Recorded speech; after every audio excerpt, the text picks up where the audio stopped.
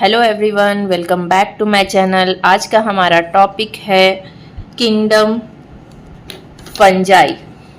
Kingdom fungi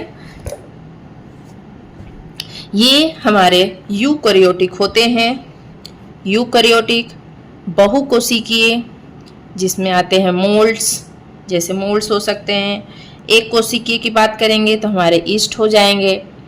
और ये विषमपोषी भी होते हैं, जो विषमपोषी में मृतोपजीवी या फिर परजीवी दोनों हो सकते हैं। कवक जो होते हैं वो हमारे एक कोशिकीय या बहुकोशिकीय दोनों होते हैं। ईस्ट जो होता है हमारा एक कोशिकीय कवक है, जबकि जो हमारा मशरूम है वो हमारा बहुकोशिकीय कवक का उदाहरण है। बहुकोशिकीय काय जो होती है, मतलब शरीर, वो हाइफल सिस्टम के द्वारा का बना होता है, जिसे हम लोग क्या कहते हैं, माइसीलियम। ठीक है।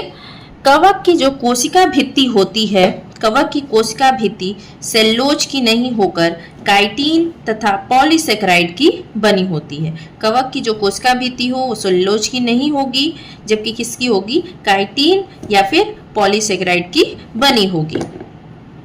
कुछ कवक जो होंगे वो सहजीवी के रूप में शैवाल से मिलकर लाइकेन बनाते हैं। क्या करते हैं कि कुछ जो कवक होते हैं वो शैवाल से मिलकर लाइकेन बनाते हैं, और कुछ उच्च वर्गीय पौधों की जड़ों में माइकोराइजा बनाते हैं।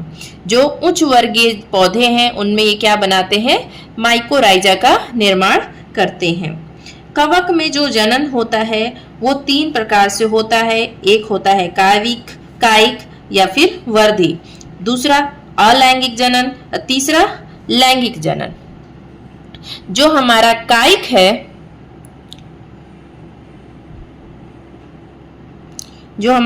है, मतलब कि वर्धी जनन, उसमें जो किस विधि द्वारा होता है, तो खंडन, विखंडन, मुकुलन, क्लेमाइडोस्पोर तथा ऑडियम के द्वारा हमारा जनन होता है। जबकि जो अलैंगिक जनन है उनमें किस विधि द्वारा होता है, तो चल बीजाणु, कोनिडिया, स्पोरेंजियोस्पोर्स, एस्कोस्पोर्स तथा बेसिडियोस्पोर्स के द्वारा अलैंगिक जनन की प्रक्रिया होती है। अब लैंगिक जनन में क्या होता है कि इनमें निम्न 3 अवस्थाएं होती हैं। पहला होता है 2 चल या अचल गैमेट्स के प्रोटोप्लाज्म का संयोजन होता है, जिसे क्या बोला जाता है, प्लाज्मोगैमी। दूसरा 2 केंद्रकों का संयोजन होगा, जिसे क्या बोलेंगे, कैरियोगैमी। चल अचल का संयोजन होगा तो उसे प्लाज्मोगैमी, और केंद्रकों का संयोजन होगा तो कैरियोगैमी। ठीक है। जाइगोट में अर्धसूत्री विभाजन, जिसके द्वारा अगुणित स्पोर बनते हैं। कवक तंतुओं की आकारिकी, बीजाणुओं के बनने का तरीका तथा फ्रूटिंग बॉडीज के प्रकार के आधार पर निम्न 4 वर्गों में वर्गीकृत किया जाता है। मतलब कवक को 4 वर्गों में बांटा गया है। एक होता है हमारा फाइकोमाइसीटिस, दूसरा होता है एस्कोमाइसीटिस, तीसरा होता है बेसिडियोमाइसीटिस, चौथा होता है हमारा ड्यूट्रोमाइसीटिस। फाइकोमाइसीटिस की बात करेंगे तो इसमें जो इस प्रकार के जो कवक होते हैं वो परजीवी तथा मृतोपजीवी दोनों होते हैं। ये मुख्यतः हमारे पानी में पाए जाते हैं, जैसे कि शैवालीय कवक। इन्हें क्या कहा जाता है, शैवालीय कवक भी कहते हैं। ठीक है। सड़ी हुई लकड़ी जो नम स्थानों पर रखी रहती है उन पर ये पाए जाते हैं। जहां नमी स्थान वाली जो सड़ी हुई लकड़ियां होती हैं उन पर फाइकोमाइसीटिस पाए जाते हैं। कवक तंतु में हमारे पट नहीं होते हैं, मतलब कि सेप्टा नहीं होते हैं। अलैंगिक जनन इनमें स्पोरेंजियोस्पोर्स द्वारा होता है, मतलब कि बीजाणुओं द्वारा, और अलैंगिक बीजाणु हमारा जाइगोस्पोर्स के द्वारा। ठीक है। जैसे उदाहरण है हमारा राइजोपस और म्यूकर, राइजोपस और म्यूकर। इसके बाद आता है हमारा एस्कोमाइसीटिस।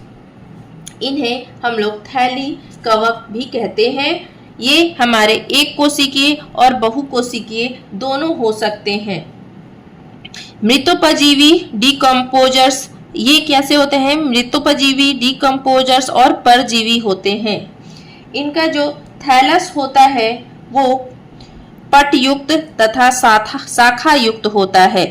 इनमें अलैंगिक जनन जो होती है वो कोनिडिया द्वारा, लैंगिक जनन एस्कोस्पर्म्स द्वारा, जैसे कि हमारे उदाहरण होंगे स्पर्जिलस और न्यूरोस्पोरा आदि। फिर आते हैं इसके बाद बेसिडियोमाइसीटीज। बेसिडियोमाइसीटीज में गदाकार, इन्हें क्या कहा जाता है, गदाकार कवक भी कहते हैं। इस वर्ग में हमने mushroom, bracket fungi, puff balls, rust, smut को शामिल किया गया है। इनके जो कवक तंतु हैं वो शाखित और पट युक्त होते हैं। इनमें अलैंगिक बीजाणु नहीं बनते हैं लेकिन लैंगिक जनन होते हैं। तो लैंगिक जनन द्वारा केंद्रक युग्मकी कवक तंतु का निर्माण होता है। कवक तंतु से बेसिडियम का निर्माण होता है।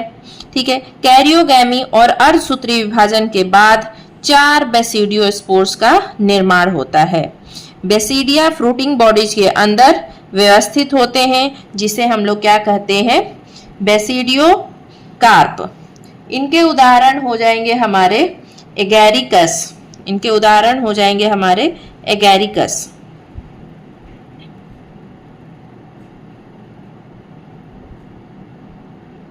एगैरिकस या फिर हम लोग कह सकते हैं पक्सीनिया। ठीक है, इसके बाद लास्ट है हमारा ड्यूटरोमाइसीटीज। इन्हें हम लोग इन फंजाई को हम लोग इम्परफेक्टाई भी कहते हैं। इम्परफेक्टाई, ये इनके जो कवक तंतु होते हैं वो शाखित और पटयुक्त होते हैं। इनमें अलैंगिक जनन अवस्थाएं ही पाई जाती है और लैंगिक जनन का इसमें पूर्ण अभाव होता है। अलैंगिक जनन जो होता है वो हमारा कोनिडिया द्वारा होता है। इनमें कुछ सदस्य जो होते हैं वो मृतोपजीवी होते हैं या परजीवी, जबकि ज्यादातर सदस्य जो होते हैं वो लीटर के डिकम्पोजर्स का कार्य करते हैं और मिनरल चक्र में सहायता करते हैं। उदाहरण हो जाएगा हमारा अल्टरनेरिया और कैंडिडा।